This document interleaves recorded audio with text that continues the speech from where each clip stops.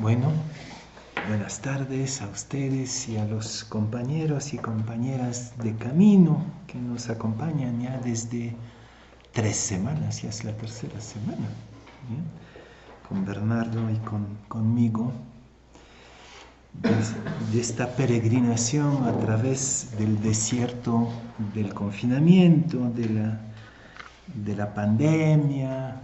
El presidente Vizcarra acaba de anunciar que prolonga hasta el 24 el confinamiento, ¿no? Entonces ya es realmente una peregrinación a través del desierto, como el pueblo de Israel saliendo de Egipto. La semana pasada terminaba mi reflexión sobre suspenso y vacío con una invitación a la oración contemplativa. Varias veces durante estos días hemos hablado del tiempo que vivimos como un tiempo de contemplación y como la impotencia y la contemplación van a la par. Esta vez quisiera como ahondar un poco más esta veta de la oración, pero con una experiencia de oración que en este momento de impotencia radical seguramente vuelve a brotar en nosotros espontáneamente, pero que no es sin riesgo. Y quiero hablar de la intercesión. Cómo vivir la intercesión, cómo vivir la experiencia muy fundamental de la intercesión en la fe cristiana, pero en este contexto de impotencia radical, de nuevo. Y por eso voy a poner como título de mi reflexión, de mi meditación de esta tarde, una frase de Jesús, pero le voy a añadir un punto de interrogación. Para nosotros es imposible, pero para Dios todo es posible, punto de interrogación. Eso va a ser el título. ¿Ya? O sea, ¿será que a través de la intercesión Dios puede hacer posible lo que para nosotros es imposible por nuestra impotencia radical? Por ejemplo, parar la pandemia con una varita mágica. ¿Puede hacer esto Dios? ¿Ese es nuestro Dios? Sí, en este momento estamos tentados. No lo decimos de manera tan burda como lo que acabo de decir, pero sí lo estamos pensando. Dios podría. ¿Y por qué no lo hace entonces? Si puede. Lo que hay ahí es una dificultad radical de asumir que somos criaturas. Y que somos criaturas, por lo tanto, impotentes. Que la impotencia es en nuestro lugar. Y vamos a ver que la impotencia también nuestra impotencia es el lugar donde Dios se va a revelar. Pero no logramos asumir eso, y antes de la pandemia, ¿no? Teníamos una cantidad de ilusiones que éramos omnipotentes. Y cuando nos caemos del caballo, quisiéramos que otro actúe desde la omnipotencia, de que todo es posible para Dios. Entonces por ahí voy a ir avanzando y voy a proponerles una relectura de la intercesión, de nuestra experiencia de la intercesión, en particular como monjes. Yo creo que es una responsabilidad fundamental hoy día para los monjes, siempre, pero especialmente hoy día. Pero no podemos comprender la intercesión independientemente de otro artículo de nuestro credo, que para mí es uno de los más importantes, que es la comunión de los santos. Intercesión y comunión de los santos son inseparables. Si los separamos, entramos en una lógica de religión mágica, de magos. ¿Ya? Entonces voy a tratar de trabajar eso, pero primero voy a denunciar modestamente, entre comillas, algunas visiones de nuestra relación con Dios que no son dignas de Dios y que no son dignas del Dios de Jesús, de lo que Jesús nos ha enseñado y revelado.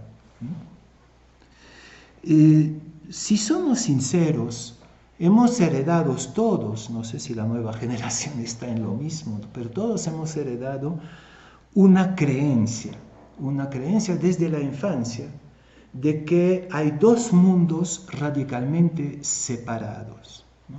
El mundo de abajo, que es el nuestro, pobrecito, donde nosotros nos arrastramos para poder salir de la fatalidad, ¿no? Y después hay otro mundo totalmente separado, ¿no?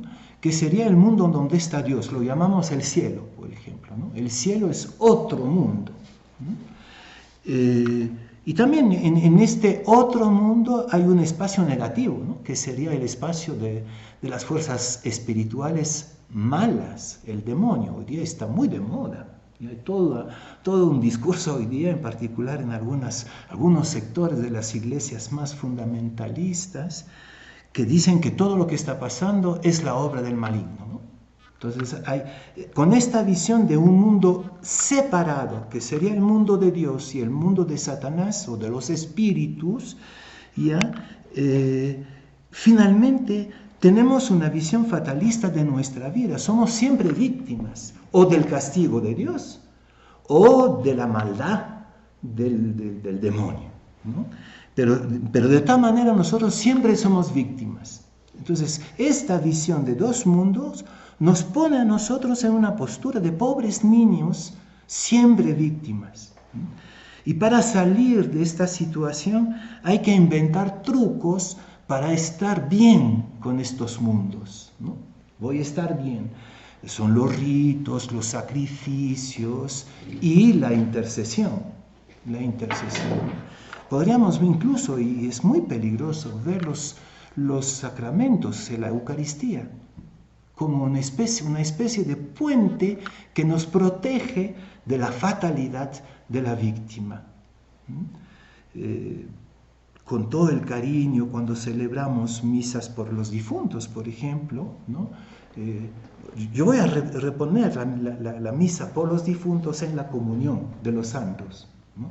Pero si es para proteger los difuntos en el otro mundo, estamos en una religión que no es la de Jesús. No es la de Jesús. Y por otro lado, pecamos también de una especie de optimismo infantil también, ¿no? Porque pensamos que todo se arregla desde arriba. Nada se arregla de aquí, pero desde arriba todo se puede arreglar. Todo es posible para Dios. Voy a retomar esta expresión de Jesús, ¿no?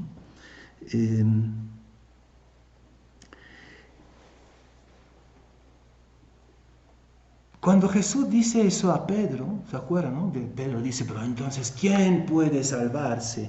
Jesús dice, es imposible salvarse. Pero para Dios todo es posible. Entonces, felizmente, Dios va a arreglar nuestros problemas, ¿no?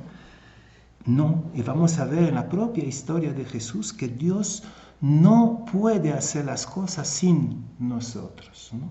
Sí, todo es posible para Dios, pero nada es posible sin nosotros,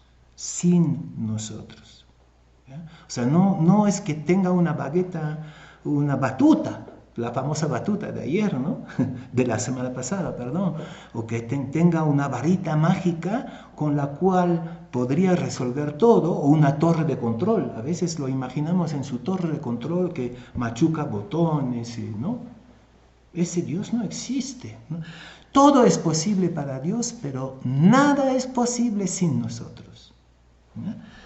Y lo digo porque el propio Jesús se sometió a eso, ¿no?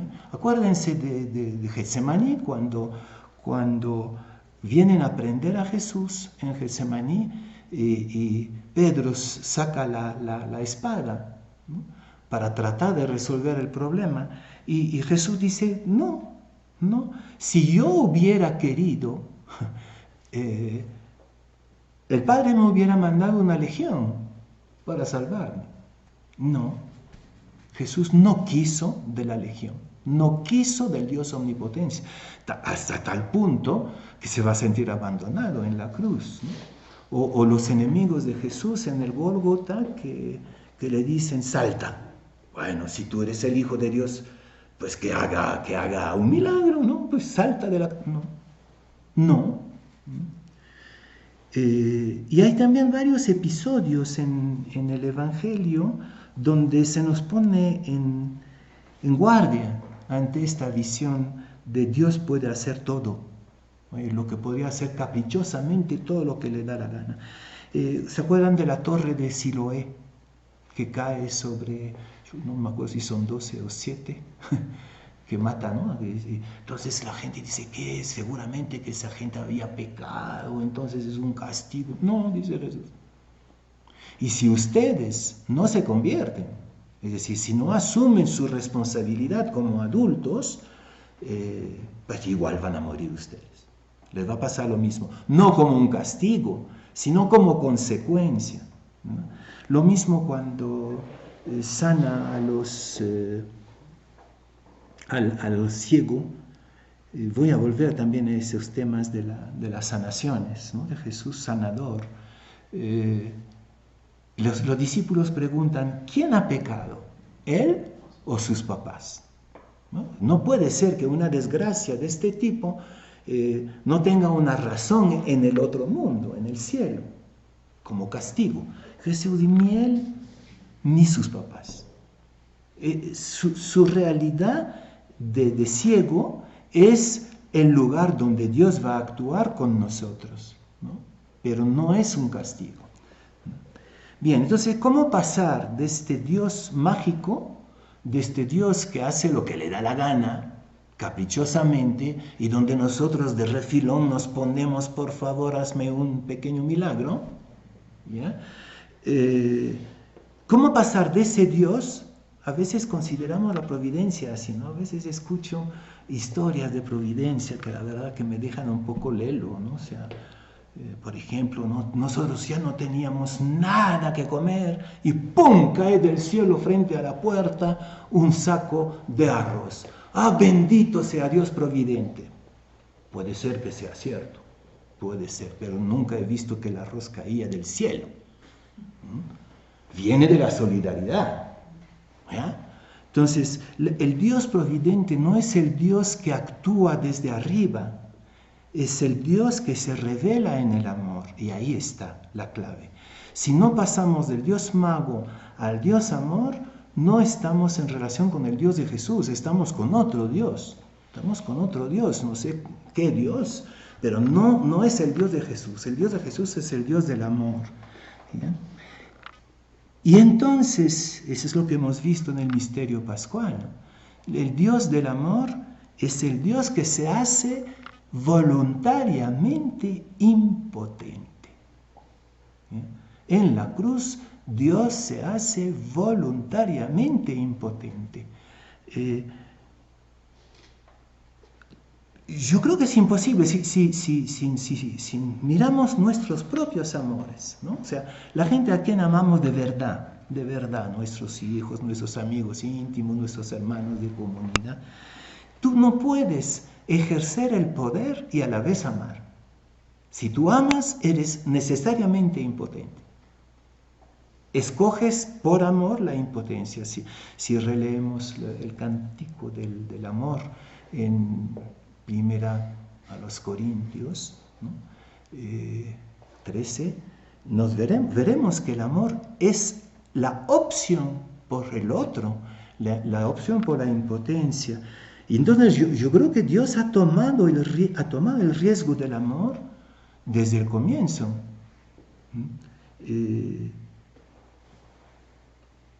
Con Adán y Eva tomó el riesgo del amor. Con David tomó el riesgo del amor. Con María, imaginen que María haya dicho no. ¿Cómo te atreves a decir no? Entonces no estaríamos en el amor, ¿no? Dios arriesga el fracaso de su omnipotencia, porque es el Dios del amor, es el Dios que optó por el amor, y si optó por el amor, optó por la libertad de la criatura como condición de nuestra relación con Él, ¿no? No hay relación de amor sin la libertad. Por eso es impotente. Si yo ejerzo el poder sobre el otro, ya le quito la libertad de decir no. Por ejemplo, María podía decir no tranquilamente. Si no, no es amor. Si no, no es amor, es obligación, es abuso. Bien.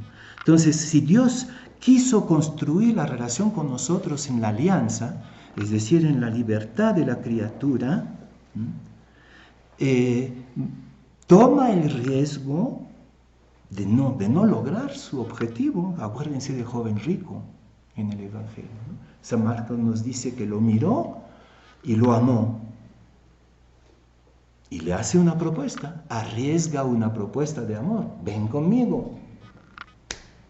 Fracaso. Y no lo mandó al infierno, ¿no? O sea que no quiso intervenir. Con él lo dejó. Y no solamente Dios ha construido, el Dios de Jesús o el Dios de la Biblia, ha construido la relación sobre la alianza de libertad, sino que quiso que seamos co-creadoras con Él.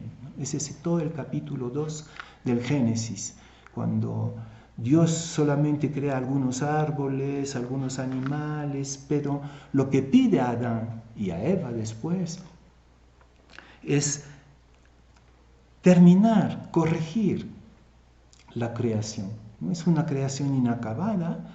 La prueba, lo que está pasando. Lo que está pasando obliga a la humanidad a ser co-creadora. ¿Por qué? Porque pues hay que inventar algo para corregir la creación, ¿no? O corregir la vida. Entonces, por amor, Dios quiso proponernos una alianza de humanidad co-creadora. Eso quiere decir que nos abandona a nuestra propia suerte. Bueno, ahora arréglenselas, ¿no? Podríamos leer así el 7º día del primer capítulo de Génesis, ¿no? Bueno, ahora arréglentelo, ¿no? Yo me acuerdo había un pequeño juego así de San Cristóbal para poner en los carros, ¿no? Y se decía, Dios te protege o algo así, ¿no? Y cuando el chofer pasaba a los 100 kilómetros por hora, salía San Cristóbal y le decía, ahora arréglatelas, ¿no? Sí, que me parece una buena imagen de lo que estamos diciendo. Un Dios de la alianza, ¿ya? Que nos quiere co-creadores, pero no nos abandona. O sea, no nos abandona a nuestra suerte, sino que es solidario. En el capítulo 2 del Génesis, cuando Adán y Eva quisieron ser todopoderoso, omnipotente, Dios todavía se pasea en el jardín, ¿no? Sigue paseándose, no los abandona. Es solidario y es justamente en esta solidaridad que todo se hace posible. Si es así, si nos ha hecho a nosotros co-creadores con Él, no sería muy serio que Dios cambie las reglas de la creación, ¿no? Él puso en la creación una lógica, una dinámica.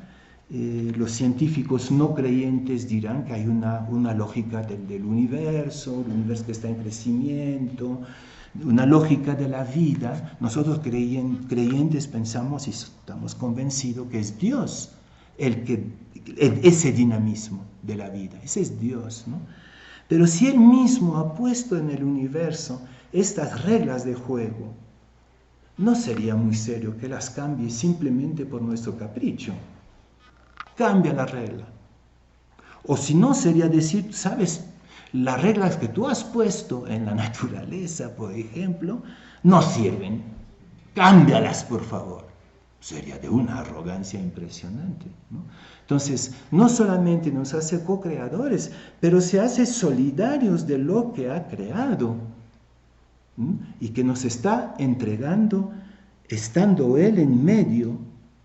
La semana pasada emitía como una hipótesis, ¿no? Una manera de leer, si quieren, que la crisis del coronavirus sería como un combate, un conflicto entre la vida, el cosmos, ¿no? La naturaleza, el universo y la humanidad, porque la humanidad ya rompió un pacto de armonía con la vida.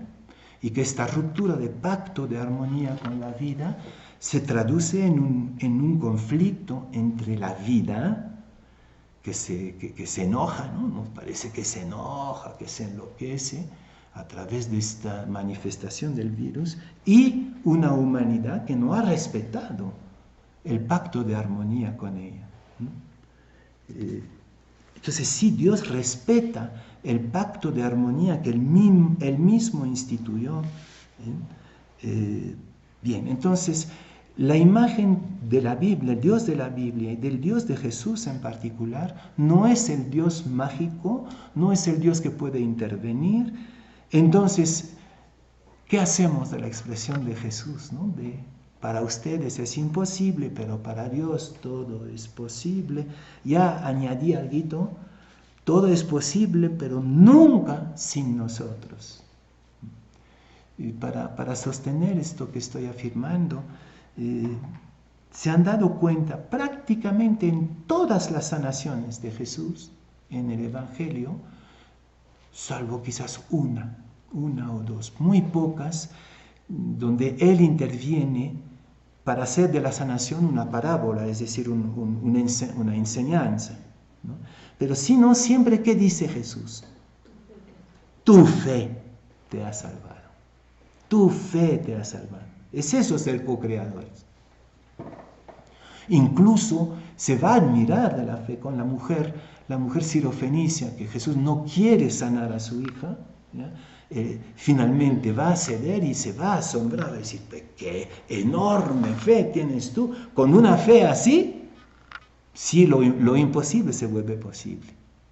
Es decir, con una apuesta en tu capacidad de vida, de co-creación, de conversión, sí todo se hace posible. Es ahí entonces donde quiero introducir el tema de la comunión de los santos, ¿no? Le decía que es uno de los dogmas que para mí es más entrañable, más importante, porque todo el resto del credo depende de cierta manera de la comunión de los santos, es decir, de nuestra implicación en esta propuesta de Dios que el credo está tratando de expresar. Cuando hablamos de la comunión de los santos, pensamos espontáneamente en el vínculo de afección, de afecto, ¿no? que nos une con nuestros difuntos, o con los santos, ¿no? Con los que ya no están dentro no voy a decir que está en el otro mundo, ¿no? Habrán entendido que yo no creo que hay dos mundos. Hay un solo mundo que está lleno de eternidad, lleno de divinidad, de presencia divina, ¿ya?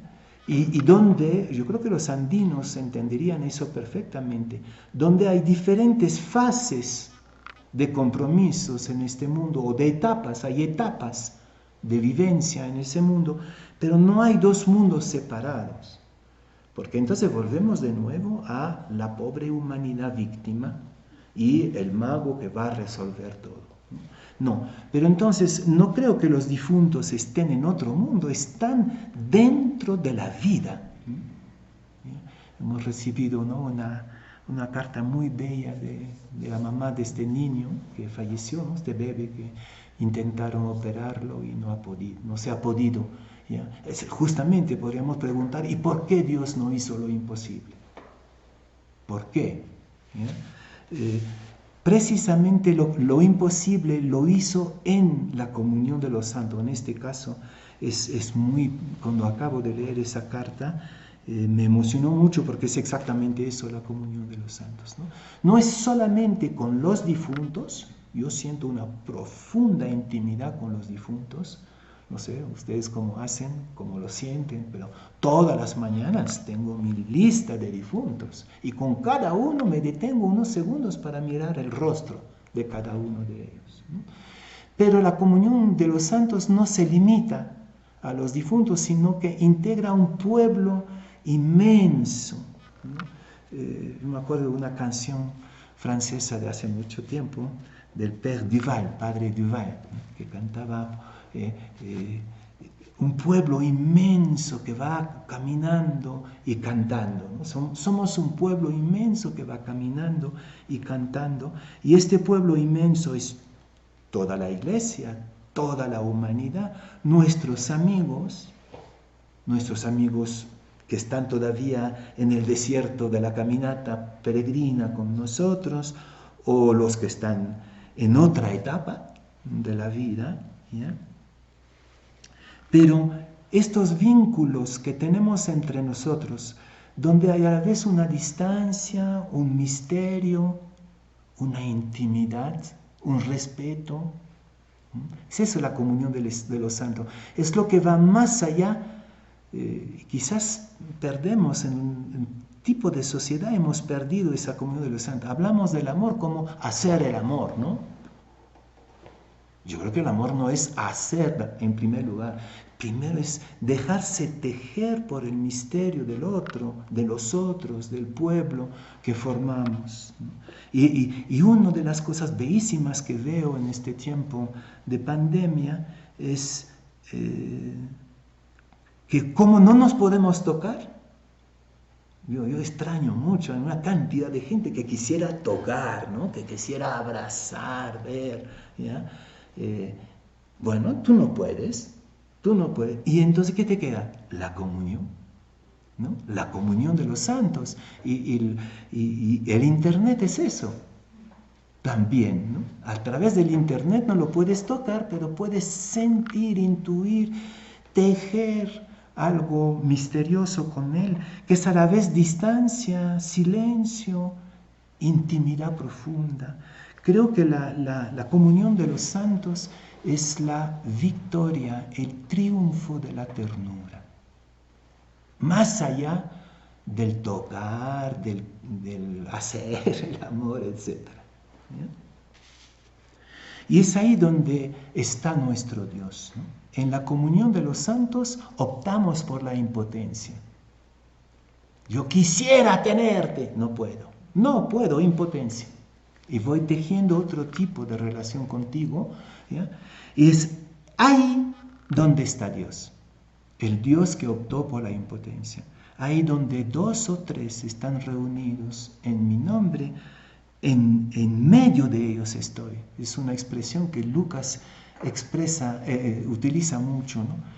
San Lucas hace la diferencia entre Jesús cuando estaba con sus discípulos, eso era antes de la muerte, y después de la resurrección está en medio de sus discípulos, es decir, en este tejido de la comunión, ¿no? Creo que es algo de eso que Bernardo también tú quisiste decirnos a propósito del misterio de la comunidad, ¿no? De la fraternidad. La comunión de los santos es la fidelidad en la impotencia. Me acuerdo de esta expresión de Santa Teresita, ¿no? Que decía, la otra, no la nuestra, ¿no? la otra, que decía, saben que era depresiva Santa Teresita, ¿no? Y cuando pasó un momento por una noche horrorosa, y decía a Dios, aún si tuvieras que condenarme, te seguiría amando. Esa es la fidelidad en la impotencia. Y la fe es esta fidelidad en la impotencia, es esta apuesta, aunque no tengo ninguna prueba, no tengo ningún signo, esa es la fidelidad en la impotencia. La comunión de los santos, ese es lo que nos permite ser fieles, ¿no? Si no, nuestro Dios se volvería, pero creo que este Dios no existe, manipulador, y yo podría manipularlo. Todo es posible a Dios cuando lo dejamos estar en medio de nuestros amores, de esta ternura, de este tejido de relación. Yo creo sinceramente que todo pedido individualista y egoísta a Dios no tiene respuesta. San Lucas dice muy bien, lo que pidan a Dios, ¿ya? La respuesta va a ser el Espíritu Santo. Pidan a Dios. En la carta que escribe la mamá de este bebé, dice, no recibimos lo que pedimos, pero recibimos la vida en este niño, ¿no? Es precioso. Entonces no es que nos va a dar lo que le pedimos porque le jalamos la ropa, porque le llamamos por teléfono, porque le hacemos... No. Eh, no es un Dios que responde a la manipulación, ¿no? Sino que es el Dios que está permanentemente y solidariamente presente en medio de nosotros. Y el Espíritu Santo es lo que hace posible lo imposible entre nosotros. ¿Se acuerdan del niño de San Juan que tenía 5 panes y 2 peces? ¿No? Y San Felipe, el apóstol Felipe decía, pero esto, ¿qué es? O Andrés, creo, ¿qué cosa es esto para tanta gente? ¿Sí? Es imposible, mejor guarda tus panes, es imposible. Impotencia del niño. Todos tenemos por lo menos 5 panes y 2 peces.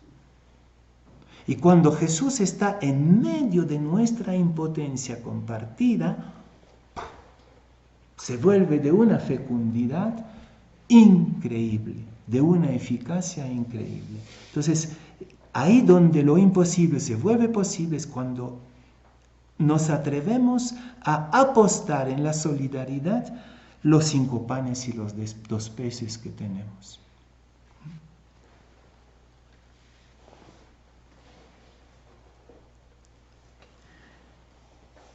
Entonces, ¿por qué pedir a Dios?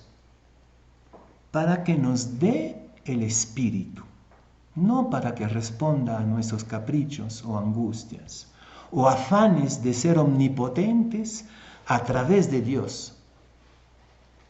¿Se han dado cuenta que yo nunca más digo el Dios todopoderoso o el Dios omnipotente? No puede ser, o sea, no puede ser que sea amor y omnipotente a la vez. A veces algunos dicen todopoderoso en el amor. No. El amor es impotente, si no es amor.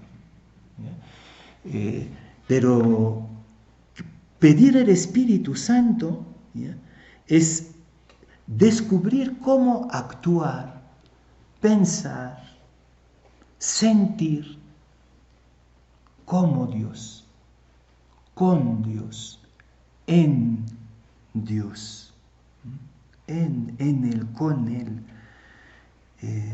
Y creo que ese es el sentido del Padre Nuestro. No decimos Padre mío, nunca, todo es plural. El Padre Nuestro es la oración de la comunión de los santos. Imposible obtener algo sin el nuestro, el nosotros. Entonces termino con una pregunta. Entonces, ¿qué pensar del milagro?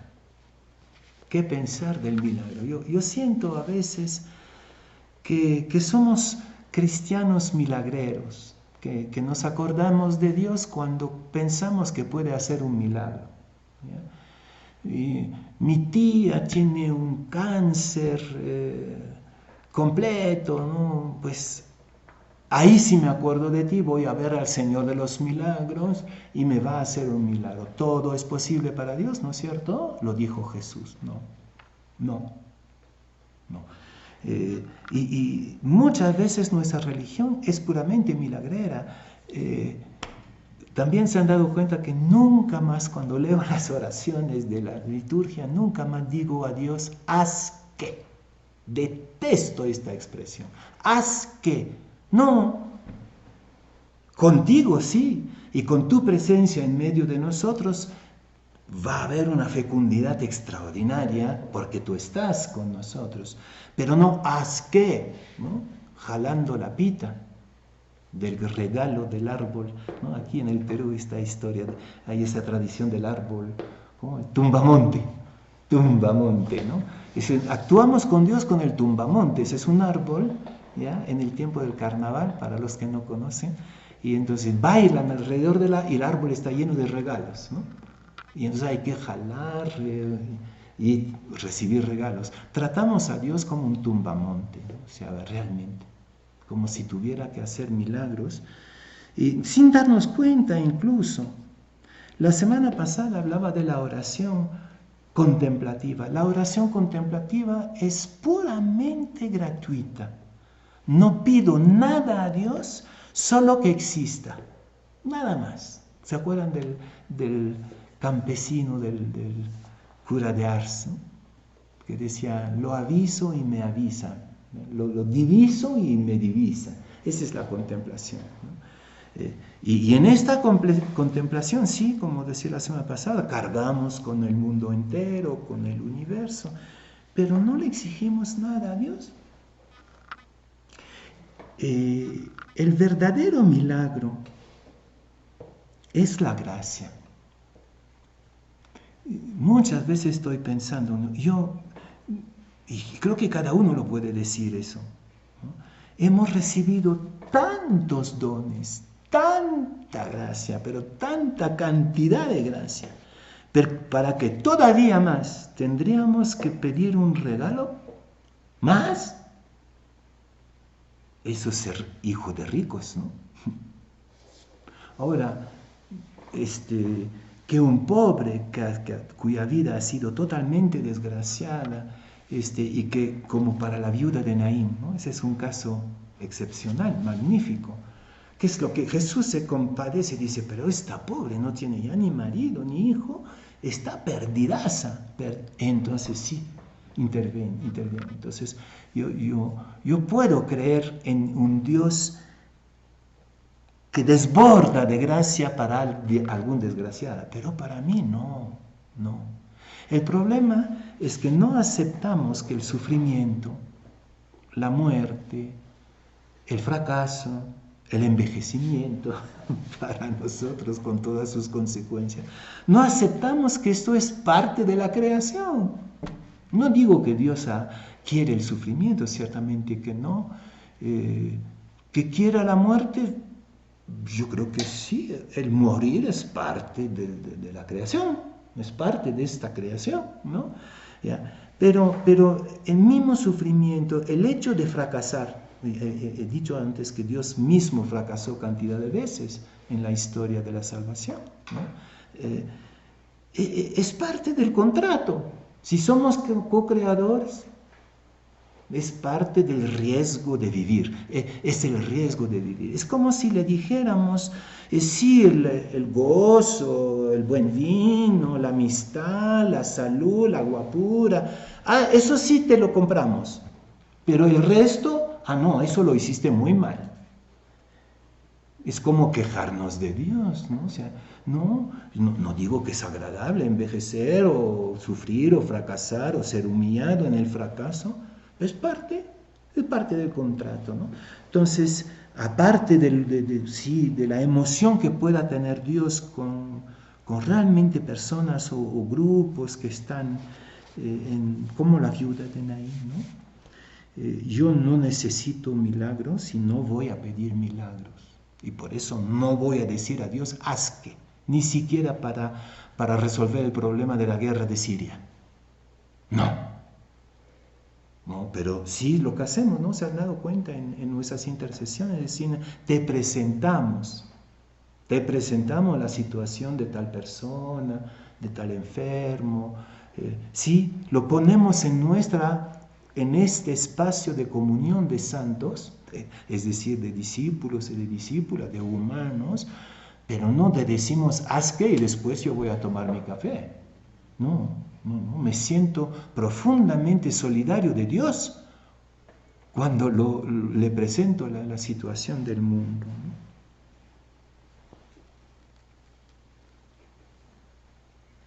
Entonces, la fe que levanta montañas, no es una fe mágica, no, así yo creo que mañana va a ser, no, es la esperanza activa y comprometida, ¿no? La fe que se transforma en esperanza activa y comprometida. Esa mujer que tiene una hija enferma y que fastidia a Jesús, ¿qué es lo que salvó a su hija? Su fe, que se traduce en esperanza activa. Eso sí, y levanta montañas. Bien, entonces yo no estoy seguro, ¿no? O sea, es normal que en situación de gran precariedad, de gran vulnerabilidad, como es la situación de tantos de nuestros hermanos y hermanas, en este momento y siempre, ¿no? El Perú está construido sobre la vulnerabilidad total, ¿no? Salvo de algunos ricachones, pero todo el mundo está en la vulnerabilidad, lo vemos ahora, que en esta situación queramos tener milagros, yo lo entiendo y lo respeto. Sin embargo, lo importante es la gracia, es decir, la gracia que produce fruto en nuestro compromiso de co-creadores. También nosotros estamos cargados de divinidad, ¿no? No somos dioses, pero sí somos quizás divinos. No somos dioses, pero somos divinos. Y que a través de nosotros lo imposible de Dios puede darse, incluso sorprendiéndonos, ¿no? En el acompañamiento espiritual, por ejemplo, muchas veces me sorprendo de lo que el Espíritu puede hacer entre nosotros, ¿no? El Espíritu que entre nosotros pone una corriente divina que sí transforma y hace posible lo imposible.